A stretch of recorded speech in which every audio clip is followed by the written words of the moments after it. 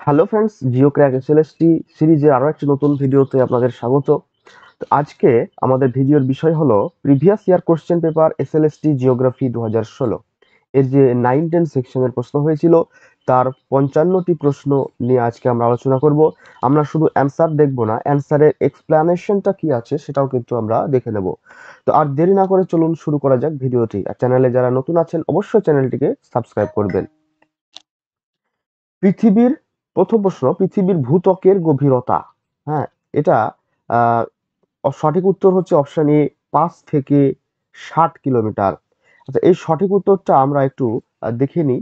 দেখুন, ক্লাস 8-এর বইয়ে 4 নম্বর পেজে রয়েছে এই যে ভূত্বক। ভূত্বকে এখানে লেখায় আছে মহাসাগরের নিচে গড় ভূত্বক হচ্ছে 5 কিলোমিটার এবং মহাদেশের নিচে গড় ভূত্বক হচ্ছে 60 কিলোমিটার, অর্থাৎ 5 থেকে 60 কিলোমিটার সঠিক উত্তর। এই দুটোর গড় যদি জিজ্ঞেস করে তাহলে সেটা হলো 30 কিলোমিটার। আচ্ছা, নেক্সট কোশ্চেন, কোন পাতটি দক্ষিণ আমেরিকার পশ্চিমে নিচের দিকে প্রবেশ করেছে? আচ্ছা, এখানে সঠিক উত্তর ন্যাজকা পাত।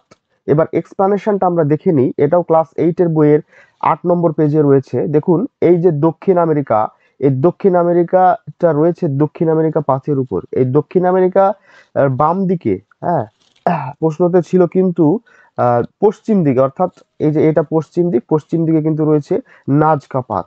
ঠিক আছে, তো সঠিক উত্তর হচ্ছে নাজকা পাত।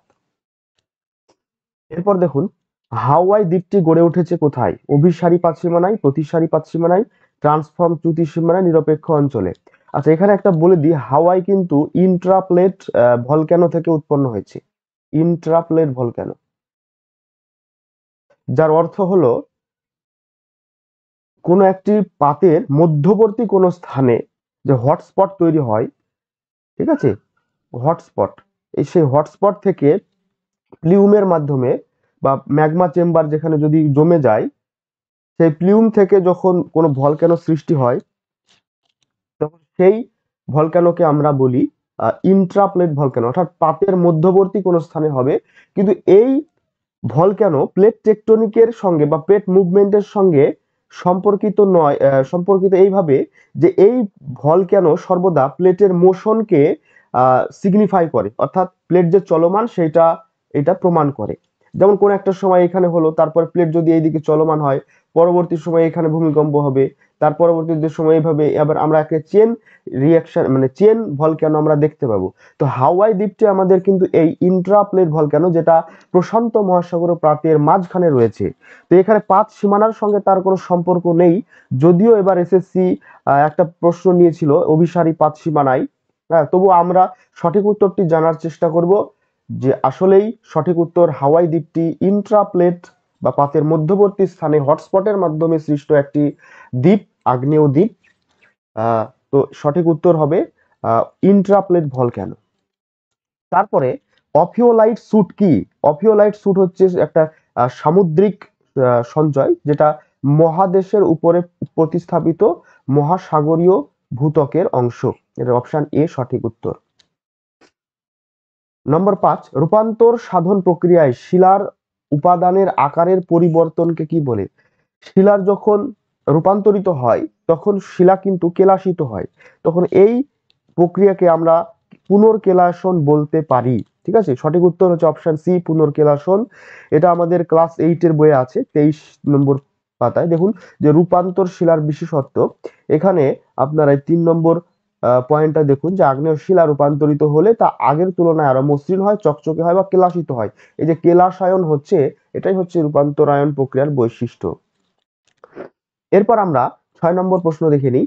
সর্বনিম্ন পরিমাণ সিলিকা সমন্বিত আগ্নেয় শিলাকে বলা হয়। দেখুন, সিলিকা মানেই হচ্ছে অ্যাসিডিক, ঠিক আছে, অ্যাসিডিক বা আম্লিক। তো এখানে যদি সব থেকে কম শিলা থাকে তাহলে সেটা হবে অতি ক্ষারকীয় শিলা। যদি অ্যাসিড কম থাকে তাহলে ক্ষার হয়, তাহলে সেই কারণে সব থেকে কম সিলিকা থাকলে সেটাকে বলা হয় অতি ক্ষারকীয় শিলা। অপশন বি সঠিক উত্তর। এটা আমরা দেখে নিই যে এই যে ভূগাঠন আধুনিক ভূমিরূপ বিজ্ঞান, বসু মাইতির যে বই, সেই বই 48 নম্বর পেজে দেখুন এখানে যে সিলিকার পার্সেন্টেজ অনুযায়ী নাম লেখা আছে। এখানে সিলিকা সব থেকে কম বা লেস দেন 40% কে বলা হচ্ছে অতি ক্ষারকীয় শিলা।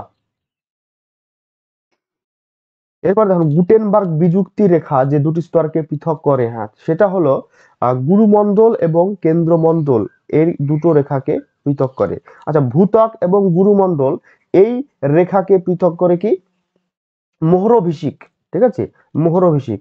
আচ্ছা, বহিঃ গুরুমণ্ডল এবং অন্তঃগুরুমণ্ডল, অর্থাৎ গুরুমণ্ডলের দুই ভাগ যেটা, এটাকে পৃথক করে হচ্ছে আহ রেপিত্তি, রেপিত্তি। আর বহিঃ কেন্দ্রমণ্ডল কেন্দ্রমণ্ডলকে লেহম্যান। তাহলে এটা আমরা আমাদের এইটের বইয়ে, ক্লাস এইটের বইয়ে খুব ভালোভাবে দেওয়া আছে, আমরা দেখে নিই। পেজ 6 আমরা যদি দেখে পাই যে গুরুমণ্ডল এবং কেন্দ্রমণ্ডলের মাঝে রয়েছে গুটেনবার্গ বিযুক্তি রেখা বা গুটেনবার্গ ডিসকন্টিনিউইটি। নেক্সট কোশ্চেন, নিম্নের কোন ভূমিকম্প তরঙ্গ সর্বাধিক ক্ষয়ক্ষতি করে? সর্বাধিক ক্ষয়ক্ষতি করে যে তরঙ্গ সেটাকে বলা হয় পৃষ্ঠ তরঙ্গ, ঠিক আছে। এই পৃষ্ঠ তরঙ্গ সর্বাধিক ক্ষয়ক্ষতি করে। এই SPRL এর মধ্যে পৃষ্ঠ তরঙ্গ হচ্ছে এল তরঙ্গ, যেটা সর্বাধিক ক্ষয়ক্ষতি করে। এটাও আমরা ক্লাস 8 এর বইয়ে আমরা পেয়ে যাই যে এই যে ভূমিকম্পের যে পৃষ্ঠ তরঙ্গ বা এল ওয়েভ, এই পৃষ্ঠ তরঙ্গগুলোর কারণে বেশিরভাগ ক্ষয়ক্ষতি হয়ে থাকে। এটাও ক্লাস 8 এর বইয়ে আমরা পেয়ে যাচ্ছি। তারপর 9 নম্বর প্রশ্ন, দুটি স্বাভাবিক চ্যুতির মধ্যবর্তী উন্নত সংকীর্ণ ভূভাগটি হলো যে উন্নত অর্থাৎ উত্থিত, এটাকে বলা হচ্ছে উত্থিত বা উপরের দিকে উঁচু, সেই উঁচু ভূভাগটিকে বলা হচ্ছে হোস্ট। এটা কিন্তু উন্নত না হয়ে যদি অবনমিত হতো, ঠিক আছে, তাহলে উত্তর কিন্তু গ্রাবেন হতে পারতো, ঠিক আছে। এটা আমরা ক্লাস 9 এর একটা প্রান্তিকের 63 নম্বর পেজ থেকে রেফারেন্স নিয়েছি। এই যে দুটি সমান্তরাল চ্যুতির মধ্যবর্তী অংশ যদি উপরে উঠে যায় তাহলে সেটাকে হোস্ট জাতীয় স্তূপ পর্বতের সৃষ্টি হয়, এটাকে হোস্ট বলে। নেক্সট প্রশ্ন, পৃথিবী পৃষ্ঠের দীর্ঘ অবনমিত অঞ্চল যেখানে প্রচুর পরিমাণে পলি সঞ্চিত হয় সেটাকে কিন্তু মহীখাত বলে, ঠিক আছে। নেক্সট 11 নম্বর প্রশ্ন, নিম্নের কোনটি আগ্নেয়গিরির সাথে সম্পর্কিত নয়? এই ক্যালডেরা হচ্ছে আগ্নেয়গিরির বড় এক জ্বালামুখ, মুক্ত জ্বালামুখ। লাভা যেটা আগ্নেয়গিরির মুখ থেকে বেরিয়ে আসে, যে পৃথিবীর গলিত পদার্থ, সেটাকে লাভা বলে। জ্বালামুখ তো অবশ্যই, যেখান থেকে এই লাভা বেরিয়ে আসে সেটা জ্বালামুখ। এই উপকেন্দ্র কিন্তু আহ ভূমিকম্পের অংশ, এই জন্য এটা আগ্নেয়গিরির সঙ্গে সম্পর্কিত নয়। তাহলে সঠিক উত্তর অপশন ডি, ভূমিকম্পের সঙ্গে সম্পর্কিত উপকেন্দ্র। এটাও আমরা পেয়ে যাচ্ছি ক্লাস 8 এর 14 নম্বর পেজে, যে এই যে উপকেন্দ্র বা এপিসেন্টার, যে পুকুরের মাঝে। আচ্ছা, এটা আমরা সহজভাবে বলতে গেলে এই যে পৃথিবীর পৃষ্ঠের যে অংশটা আহ ভূমিকম্পের কেন্দ্রের সঙ্গে সমান্তরালে থাকে, পৃথিবীর কেন্দ্র, ভূমিকম্পের কেন্দ্র এবং পৃথিবী পৃষ্ঠের যে অংশটা সমান্তরালে থাকে সেটাকে আমরা উপকেন্দ্র বা এপিসেন্টার বলি। নেক্সট প্রশ্ন 12 নম্বর, নিম্নের কোনটি কার্স্ট অঞ্চলে দেখা যায়? এখানে ল্যাপিস কিন্তু কার্স্ট অঞ্চলে দেখা যায়, ঠিক আছে। তো ল্যাপিস হচ্ছে এমন একটি ভূমিরূপ যেটা কার্স্ট অঞ্চল ক্ষয়প্রাপ্ত হয়ে যে পাতলা ধারের মতো, খুরের মতো ভূমিরূপ, যেখানে প্রায় হাঁটা চলা করা কষ্টকর হয়, সে সমস্ত ভূমিরূপকে আমরা ল্যাপিস বলি।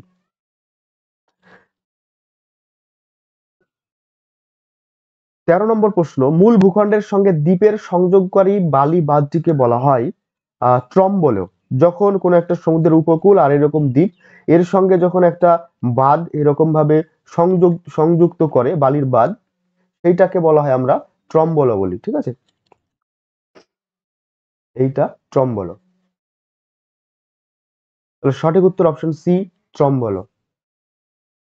সমুদ্র পৃষ্ঠের জলের গড় উষ্ণতা হলো অপশন সি 27 ডিগ্রি সেন্টিগ্রেড।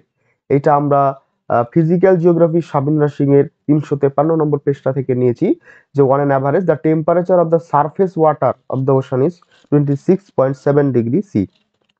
সরাসরি এখানে দেওয়া আছে।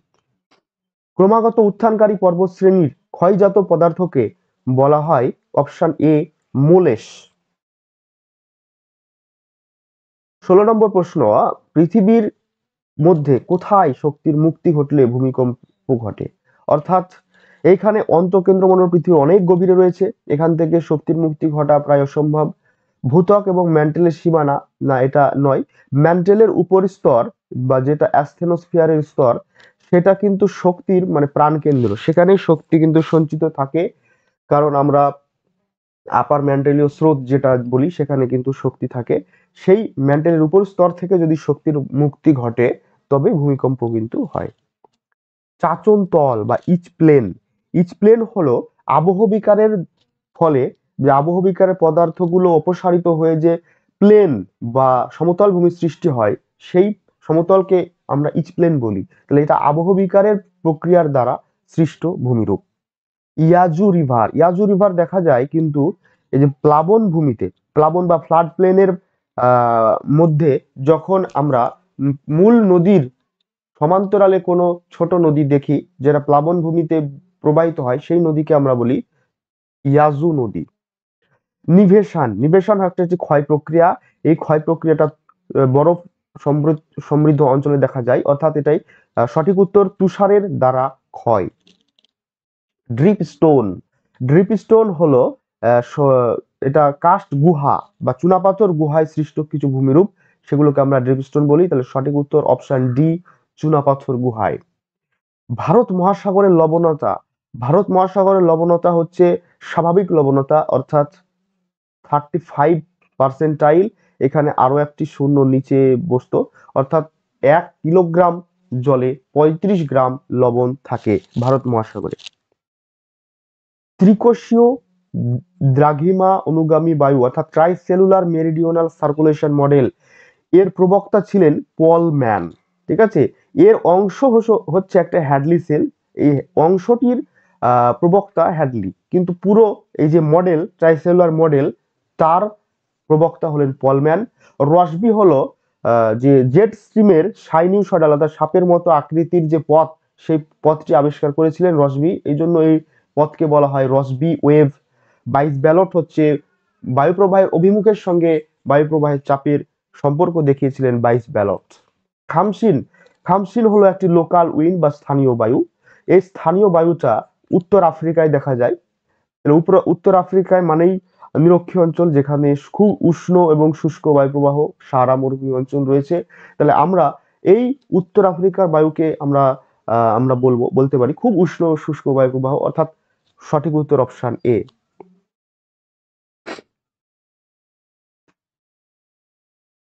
বায়ুমণ্ডলে সৌর বিকিরণ শোষণ করে অর্থাৎ কত শতাংশ? এটা অপশন ডি, 14% কিন্তু বায়ুমণ্ডল সরাসরি সৌর বিকিরণকে শোষণ করে। অপশন ডি সঠিক উত্তর। কর্দম দোআঁশ মাটিতে কর্দমের পরিমাণ, মানে কাদা দোআঁশ যদি মাটি হয় তাহলে কাদার পরিমাণ থাকবে অপশন সি 27 থেকে 40%। সাইক্রোফাইট হলো এক ধরনের শৈবাল জাতীয় বা শ্যাওলা জাতীয় উদ্ভিদ, যেখানে খুব শীতল আর যে তুষারাবৃত মৃত্তিকা সেখানে কিন্তু দেখা যায় ঠান্ডা। সামাজিক ও গ্রামীণ উন্নয়নের জন্য বনসৃজনকে বলা হয়, দেখুন এটাকে সামাজিক বনসৃজন, সরাসরি প্রশ্ন এসছে যে আমরা কৃষির উদ্দেশ্যে করলে কৃষি বনসৃজন, ব্যবসার উদ্দেশ্যে করলে বাণিজ্যিক বনসৃজন, বা কোনো যদি সম্প্রদায় নিজের প্রয়োজনে করে সেটা সাম্প্রদায়িক বনসৃজন, আর যদি সামাজিক উদ্দেশ্যে করা হয় তাহলে সেটা সামাজিক বনসৃজন। যে ব্যক্তি প্রাণী সম্প্রদায় নিয়ে, এখানে কিন্তু উল্লেখ করতে হবে যে উদ্ভিদ কিন্তু নেই, তাহলে প্রাণী সম্প্রদায় নিয়ে যদি কাজ করে তাহলে তাকে আমরা জীববিজ্ঞানী বলবো। হ্যাঁ, যখন প্রাণী সম্প্রদায়ের সঙ্গে উদ্ভিদ এবং পরিবেশ নিয়ে আলোচনা করবে তখন সেটা বাস্তুতন্ত্রবিদ হতে পারেন বা পরিবেশ বিজ্ঞানী হতে পারেন, কিন্তু যদি শুধুমাত্র প্রাণী সম্প্রদায় নিয়ে কাজ করেন তিনি হলেন সঠিক উত্তর অপশন ডি, জীববিজ্ঞানী। বাস্তুতন্ত্রের সংখ্যার পিরামিড যে ধারণাটি, সংখ্যার পিরামিডের ধারণাটা দিয়েছেন চার্লস ইলটন। ঠিক আছে, ইপিওডামকে আমরা আধুনিক বাস্তুতন্ত্রের মানে বাস্তুবিদ্যার জনক বলি। এজি ট্যান্সলে বাস্তুতন্ত্রের টার্মটি দিয়েছিলেন ইকোসিস্টেম। পৃথিবীর কাষ্ঠশিল্পে নরম বৃক্ষের চাহিদা শতকরা প্রায় 70%। হ্যাঁ, পৃথিবীর কাষ্ঠশিল্পে নরম বৃক্ষের চাহিদা। দুগ্ধ শিল্প বা ডেয়ারি ফার্মিং সর্বাপেক্ষা উন্নত দেশ, এখানে কিন্তু প্রোডাকশন জিজ্ঞেস করা হয়নি, অর্থাৎ সব থেকে বেশি দুধ উৎপাদনকারী দেশ হচ্ছে আমাদের ভারত। ঠিক আছে, কিন্তু যেহেতু উন্নত বলা হয়েছে, তাহলে টেকনোলজিক্যালি ডেভেলপমেন্ট কান্ট্রির মধ্যে ডেনমার্ক হচ্ছে সঠিক উত্তর, অপশন সি, যেটি দুধ উৎপাদনের সঙ্গে সঙ্গে টেকনোলজিক্যালি অনেক ডেভেলপড। এখানে কিন্তু ভারত সঠিক উত্তর নয়। ভারত উৎপাদনের দিক থেকে বিশ্বে প্রথম, কিন্তু উন্নত বা টেকনোলজির দিক থেকে ডেনমার্ক হচ্ছে উন্নত প্রথম। কোন দেশে সর্বাপেক্ষা অধিক সোনা উৎপাদিত হয়? এখানে সর্বাপেক্ষা অধিক সোনা উৎপাদনকারী দেশ চীন, যেটা আমরা জানি, কিন্তু চীন অপশনে না থাকার কারণে এর মধ্যে যেটা সব থেকে বেশি সেটা কিন্তু দিতে হবে। প্রথম হচ্ছে চীন, দ্বিতীয় হচ্ছে রাশিয়া, ঠিক আছে, তারপরে 3 নম্বর হচ্ছে অস্ট্রেলিয়া।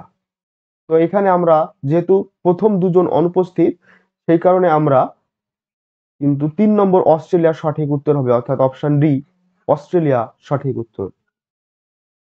আমেরিকা যুক্তরাষ্ট্রের গুরুত্বপূর্ণ এরোপ্লেন তৈরির কেন্দ্র।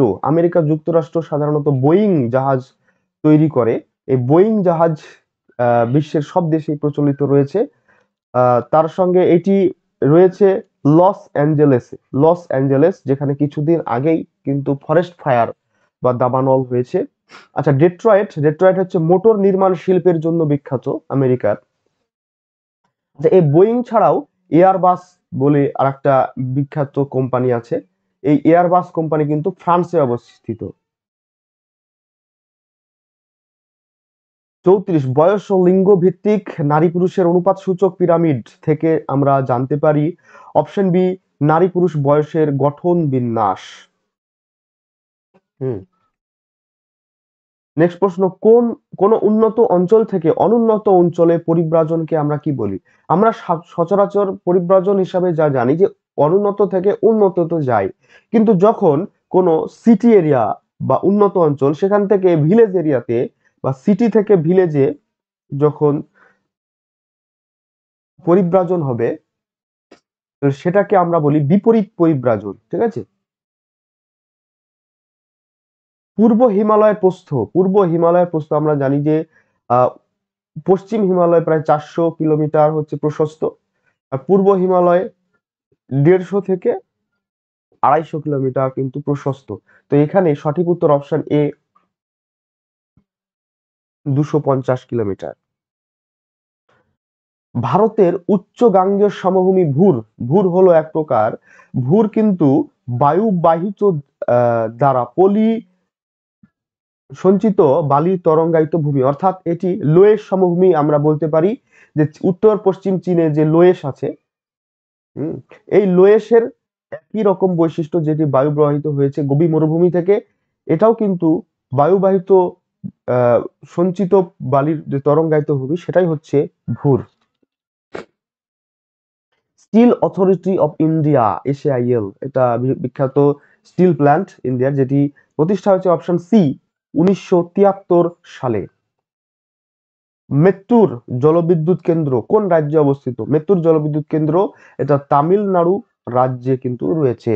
এটা আমাদের ক্লাস 9-এর বইয়ে, প্রান্তিকের যদি আমরা বই দেখি 118 নম্বর, এই দেখুন, তামিলনাড়ুতে কুন্তা, মেত্তুর, পেরিয়ার, এইগুলো কিন্তু রয়েছে। তাহলে এই মেত্তুর কিন্তু এটা তামিলনাড়ুতে অবস্থিত আমরা বলতে পারি। জওহরলাল নেহেরু বন্দর এটা রয়েছে মহারাষ্ট্রে, ঠিক আছে, অপশন বি, মহারাষ্ট্র। কোন নিয়মের সাহায্যে সমান পরিসংখ্যানকে 2 ভাগে ভাগ করা যায়?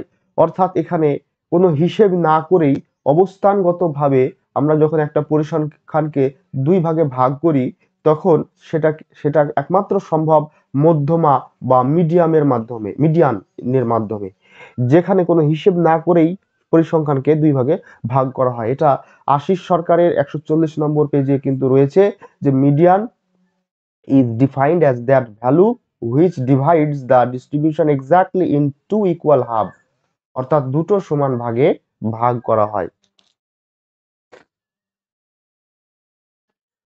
নেক্সট প্রশ্ন, রাশিবিজ্ঞানের প্রধান পর্যালোচনার বিষয় হলো তথ্যের শ্রেণীবিভাগ করা না তথ্য সংগ্রহ তালিকাভুক্ত, অর্থাৎ এগুলো সবগুলোই কিন্তু রাশিবিজ্ঞানের পর্যালোচনার কাজ, কিন্তু তথ্যের বিন্যাস করা, এটা হচ্ছে প্রধান কাজ। এই তথ্যের বিন্যাস করার সময় কিন্তু এই কাজগুলো, বাকি কাজগুলো কিন্তু প্রয়োজন পড়ে। নির্ভরশীল চলক বা ডিপেন্ডেন্ট ভ্যারিয়েবল উপস্থাপিত করা হয় যে যখন দুটো ভ্যারিয়েবল বা দুটো চলক নিয়ে কাজ করা হয়, তখন একটা এক্স অ্যাক্সিসে যে ইন্ডিপেন্ডেন্ট ভ্যারিয়েবল সেটাকে নিয়ে কাজ করা দেখানো হয়, এবং ওয়াই অ্যাক্সিস যেটা উল্লম্ব অ্যাক্সিস, সেই ওয়াই অ্যাক্সিসে কিন্তু নির্ভরশীল চলক অর্থাৎ ডিপেন্ডেন্ট ভ্যারিয়েবলটা নিয়ে দেখানো হয়। অর্থাৎ স্বনির্ভর চলক যেটা ইন্ডিপেন্ডেন্ট সেটা এক্স অক্ষে, এবং নির্ভরশীল অর্থাৎ ডিপেন্ডেন্ট ওয়াই অক্ষে দেখানো হয়। ঠিক আছে, তো এটাও আমরা আশিস সরকারের বইয়ে 152 নম্বর পেজে আমরা দেখতে পাই যে রিগ্রেশন ইকুয়েশনের পড়াতে যে আমরা এখানে দেখতে পাচ্ছি যে ইন্ডিপেন্ডেন্ট ভ্যারিয়েবল যেটা এক্স অক্ষে দেখানো হচ্ছে এবং ডিপেন্ডেন্ট ভ্যারিয়েবল যেটা ওয়াই অক্ষে দেখানো হচ্ছে। সমগ্র পৃথিবী আবৃত করে এমন আন্তর্জাতিক স্তরে ভূবৈচিত্র্য মানচিত্র সূচক মানচিত্র সংখ্যা অর্থাৎ ট্রোপোশিট ম্যাপ যেটা রয়েছে সেটা অবশ্যই মিলিয়ন শিটে। তো এটা রয়েছে 2222 ঠিক আছে, 2222টি রয়েছে। এটা আমরা আশিস সরকারের বই থেকে পেয়ে যাব 270 নম্বর পেজে। এই যে টোপোগ্রাফিক্যাল ম্যাপ বলে লেখা আছে, এই যে estimated number of million sheet covering the whole globe is 2222। একটি প্রমাণ অক্ষরেখা বিশিষ্ট সহজ সাংখ্য অভিক্ষেপ অর্থাৎ simple conical projection with one standard parallel. এই যে যদি ওয়ান স্ট্যান্ডার্ড প্যারালাল হয় এটা অবশ্যই দৃশ্যানুক বা পার্সপেক্টিভ প্রজেকশন কিন্তু হবে, আর দুটো স্ট্যান্ডার্ড প্যারালাল হলে নন পার্সপেক্টিভ প্রজেকশন হতো। যেহেতু একটা পার্সপেক্টিভ একটা প্যারালাল স্ট্যান্ডার্ড প্যারালাল, সেই জন্য আমরা এটাকে পার্সপেক্টিভ প্রজেকশন বলবো। এটাও রয়েছে আশিস সরকারের প্র্যাকটিক্যাল জিওগ্রাফির বইয়ে পেজ নম্বর 33 যে পার্সপেক্টিভ প্রজেকশনের মাধ্যমে এখানে দেখা আছে, দেখুন simple conical projection with one standard parallel, এটা কিন্তু এক্সাম্পল। নেক্সট এজেন্ডা 21 কোন সম্মেলনে গৃহীত কর্মসূচি? এটা কিন্তু বসুন্ধরা সম্মেলনে কিন্তু এজেন্ডা 20 গৃহীত হয়। ঠিক আছে, বসুন্ধরা সম্মেলন। আচ্ছা, বসুন্ধরা সম্মেলনটা কোথায় হয়েছিল? এটা কিন্তু ব্রাজিলের রিও ডি জেনিরো শহরেতে হয়েছিল 1992 বা 1992 সালে। তো এজেন্ডা 21 রিও ডি জেনিরোর সঙ্গে সম্পর্কিত।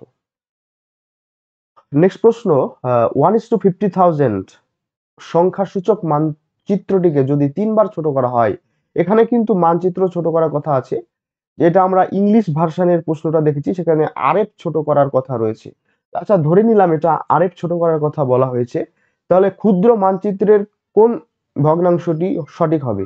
তাহলে আমরা যদি আরএফ কেই ছোট করি তাহলে 1:50,000, এই 1:50,000 এর 50,000 কিন্তু গুণ হয়ে যাবে 3 এর সঙ্গে। যেহেতু ছোট করছি মানে আরএফ এর ফ্র্যাকশন ছোট হচ্ছে মানে হর বাড়বে, সেই কারণে আমরা এখানে উত্তর পাবো 1:1,50,000। তো এখানে আমাদের সঠিক উত্তর কিন্তু ছিল না, যেহেতু সি সঠিক উত্তর বলতে গিয়ে এখানে একটা শূন্য কম রয়েছে, তাহলে এটা সবাইকেই নম্বরটি দেওয়া হয়েছে প্রশ্নটি ভুল হিসেবে বিবেচিত করে। এইখানে সঠিক, এই প্রশ্নের জন্য সঠিক উত্তর হচ্ছে 1:1,50,000। নেক্সট প্রশ্ন, সার্ভে অফ ইন্ডিয়া প্রকাশিত 1:50,000 স্কেল বিশিষ্ট ভূবৈচিত্র্য সূচক মানচিত্রে সমোন্নতি রেখাগুলোর মধ্যে ব্যবধান অর্থাৎ কন্ট্যুর ইন্টারভাল, এখানে সঠিক উত্তর হচ্ছে অপশন এ 20 মিটার। এটা আমরা আশিস সরকারের প্র্যাকটিক্যাল জিওগ্রাফি 266 নম্বর বইয়ে পেয়ে যাব।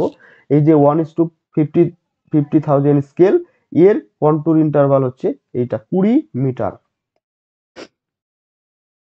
যে এখানে মিটার কন্ট্যুর ইন্টারভাল মিটারে দেওয়া আছে, এখানে সঠিক উত্তর 20 মিটার। মানচিত্রে কৃষি জমি বোঝানোর জন্য প্রচলিত রং হলো হলুদ। সবুজ রং সর্বদা স্বাভাবিক মানে যেটা ভেজিটেশন, ন্যাচারাল ভেজিটেশন বা স্বাভাবিক উদ্ভিদ নির্দেশ করে। বাদামি বা ব্রাউন রং কন্ট্যুর লাইন। হলুদ রং কৃষি জমি, ঠিক আছে, কৃষি জমি। এবং লাল রং যেটা রোড এবং সেটেলমেন্ট, মেটাল রোড এবং সেটেলমেন্ট নির্দেশ করে। নেক্সট, জনসংখ্যার ঘনত্ব বা পপুলেশন ডেনসিটি। আচ্ছা, ডেনসিটি দেখানোর জন্য সব থেকে ভালো ম্যাপ হচ্ছে কোরোপ্লেথ ম্যাপ, জনসংখ্যার যে ঘনত্ব সেটা দেখানোর জন্য। সঠিক উত্তর ডি, কোরোপ্লেথ ম্যাপ। বিন্দু মানচিত্র বা ডট ম্যাপ, এটা কিন্তু ভিলেজ পপুলেশন দেখায়, এটা ঘনত্ব নয়, বন্টনটা দেখায়। ঠিক আছে।